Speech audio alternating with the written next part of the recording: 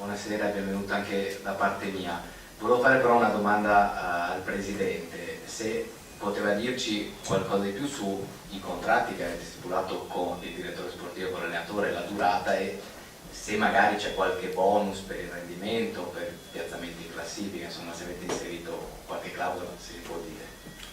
Diciamo che i contratti sono personali, quindi non ritengo di dover rilasciare una dichiarazione di merito. Posso dire che abbiamo fatto dei contratti annuali perché abbiamo condiviso questa filosofia e questo è stato un altro degli elementi per i quali abbiamo trovato immediatamente una comunità di impegno. Prego. Andrea Moretto. Chiedo al direttore sportivo, non posso poi rispondere con l'allenatore, ma guardo il direttore sportivo che forse prima ha detto che per i nomi non vuole dire, vuole aspettare qualche giorno, ha parlato di giocatori sotto contratto, io le chiedo di uno svincolato, Bonazzoli, che se ne parla molto, è un giocatore che può fare parte del progetto, ci state pensando, aspettate, perché giusto per capire, visto che è un giocatore che la piazza piaceva.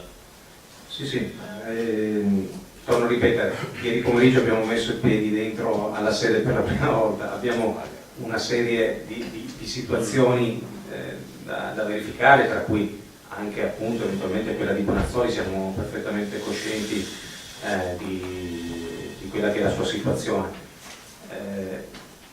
La verità è che dalla prossima settimana inizieremo a fare dei ragionamenti un pochino più in profondità, alla luce del fatto che abbiamo dovuto prima prendere visione, e io fino a ieri non avevo questa conoscenza, di quello che avevamo in squadra. Quindi io fino a ieri pomeriggio non sapevo che cosa avevamo. Il Presidente mi aveva sicuramente nel corso dei nostri 2 colloqui che abbiamo avuto prefigurato la situazione dei contratti, però chiaramente fino a quando non si mette piede dentro la sede, non si vede la situazione, non si può avere una conoscenza così completa.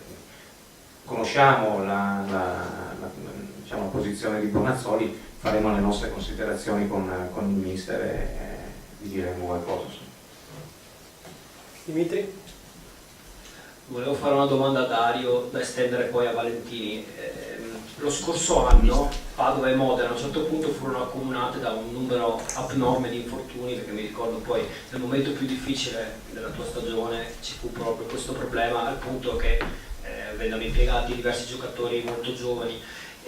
La domanda è questa: in un giorno imprecisato a Breslau venne a trovare il vecchio ambiente un ex allenatore, Franco Varrella. Scambiai 2 chiacchiere con lui e mi diceva: ho trovato una situazione uguale a quella di 12 anni prima, compresi purtroppo i campi.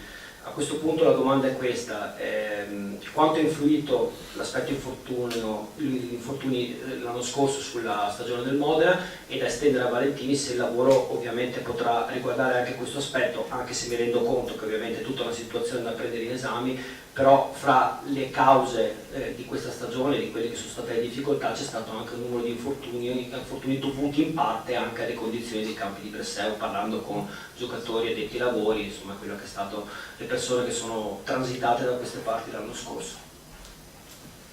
Ti rispondo sul fatto che l'anno scorso era il primo anno che si affrontava una situazione logistica di calendario diversa da sempre, dove avevi un mese di stop, dove sei partito il 24 di agosto, non hai mai avuto una sosta, ma hai avuto 3 infrasettimanali fino a fine dicembre. Nel girone di ritorno era nuovo per tutti la situazione di fare un mese di vacanza e ripartire ancora senza una sosta fino al 18 maggio. Noi ci siamo trovati a un certo punto di avere una partita sospesa col Brescia e recuperata nella settimana dopo il turno infrasettimanale. Abbiamo giocato 6 partite in 2 settimane.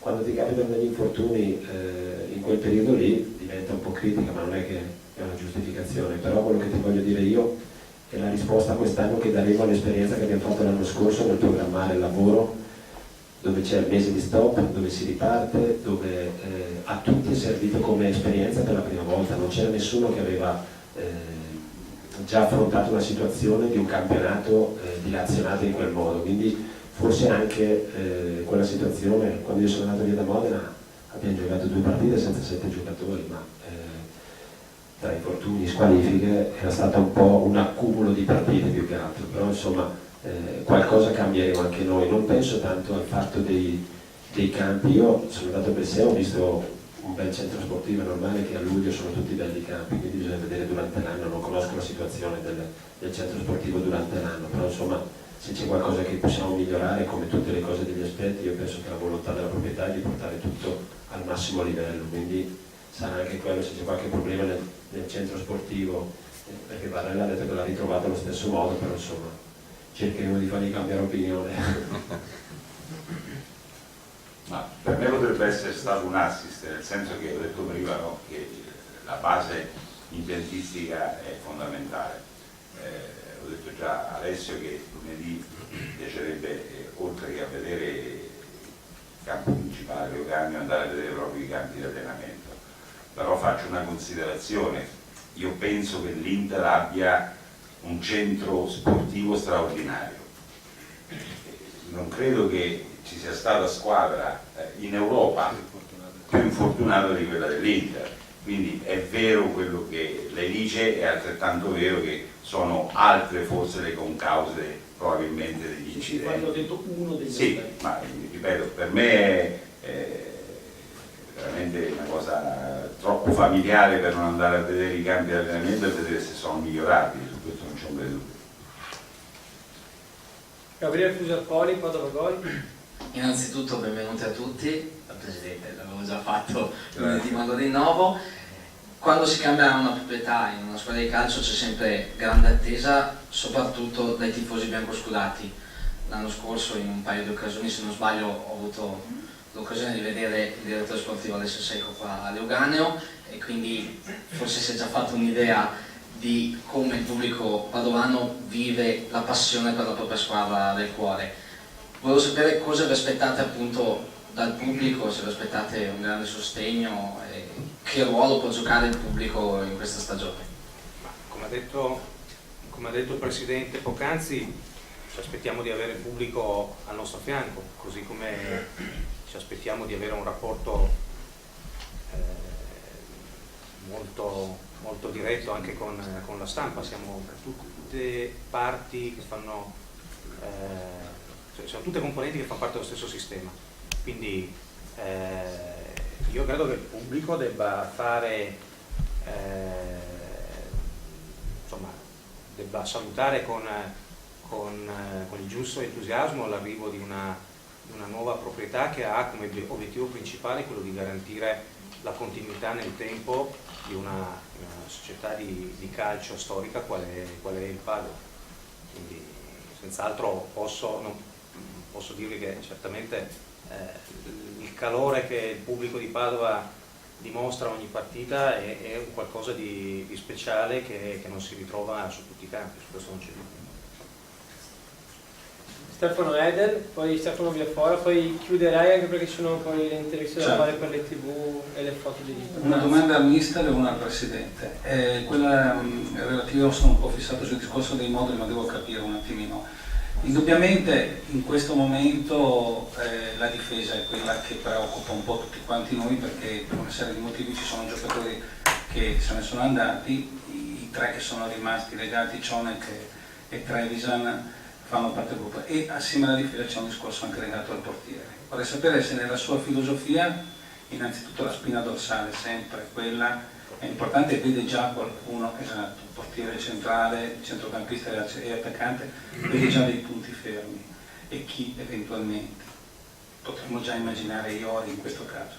Invece al Presidente chiedo, amministrativamente c'è un problema legato al passaggio di consegne effettivo, un nuovo CDA che deve essere nominato. Quando saranno i tempi esatti del passaggio vero e proprio, e chi, se può già dirci, farà parte del nuovo CDA? Grazie. Vado io? Prego. Per quanto riguarda è acceso? Sì. No. Sempre sì. Per quanto riguarda lo statuto della squadra, ha fatto una fotografia giusta quando parla dell'asse della squadra, dal portiere, i difensori centrali, centrocampisti e attaccanti.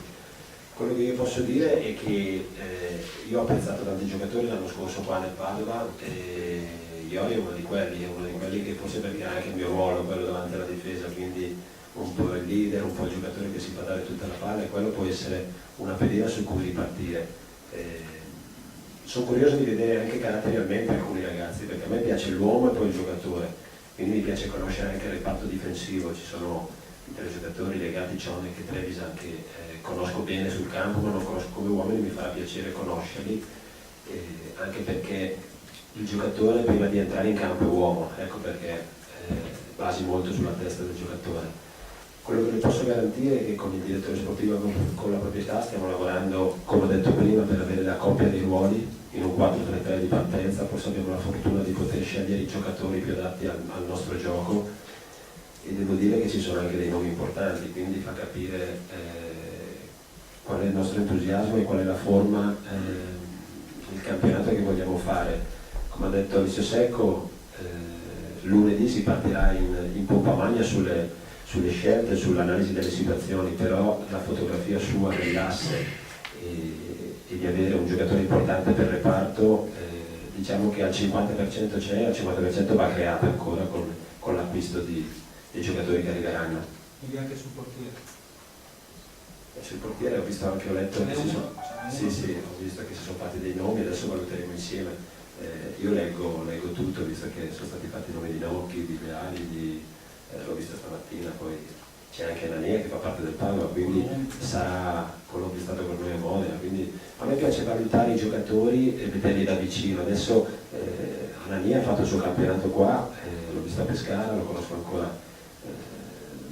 da 3-4 anni fa quando giocava in C, quindi mi piace valutarli di persona. Adesso darle un giudizio senza averli visti, senza averli valutati, non mi sarebbe neanche corretto da parte mia, però visti da vicino, se mi rifarà la stessa domanda ai primi di agosto, forse vedo una valutazione diversa sui giocatori che conosco meno.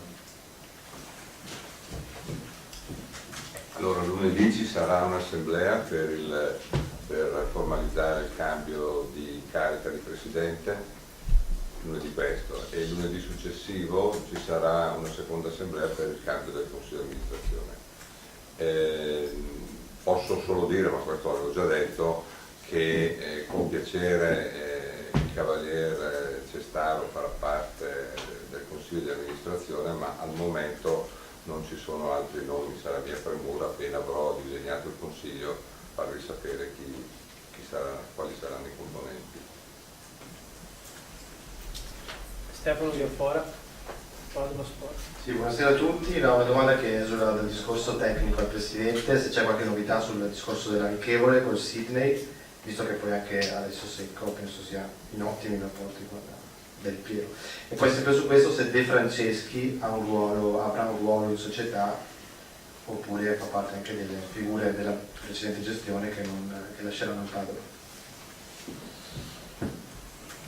Allora, per quanto riguarda la partita con il Sydney, proprio oggi abbiamo avuto un incontro con il fratello di Alessandro Del Piero, con il quale si è fatto una ipotesi di lavoro che mi pare possa avere tutti i presupposti perché possa concretizzarsi, però è una questione che è ancora in itinere. Io sono fiducioso e faremo di tutto per poter organizzare questa manifestazione che ritengo possa essere qualcosa di interessante, di prestigioso per Padova e Padova Calcio.